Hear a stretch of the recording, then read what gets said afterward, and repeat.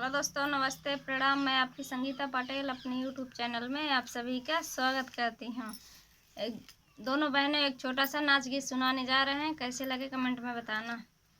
हाय दैया सैया मिले नाही मन के, हाय दैया सैया मिले नाही मन के। मैंने कहा पिया पाउडर लाना, मैंने कहा पिया पाउडर लाना। हाय दैया मैदा लियाए भरे भरे के, हाय दैया मैदा लियाए भरे भरे के।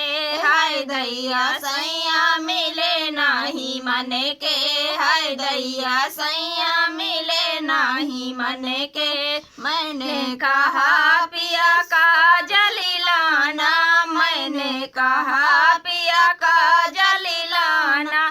हाय दैया कोयला ले आए भरे भरे के, हाय दैया कोयला ले आए भरे भरे के।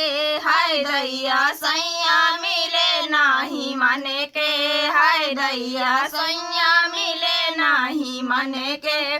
मैंने कहा पिया सिंदूर लाना, मैंने कहा पिया सिंदूर लाना। हाय दैया रंगवाली आए भरे भरे के, हाय दैया रंगवाली आए भरे भरे के। हाय दैया सैया मिले नाही मन के, हाय दैया सैया मिले नाही मन के। मैंने कहा पिया साड़ी लाना, मैंने कहा पिया साड़ी लाना।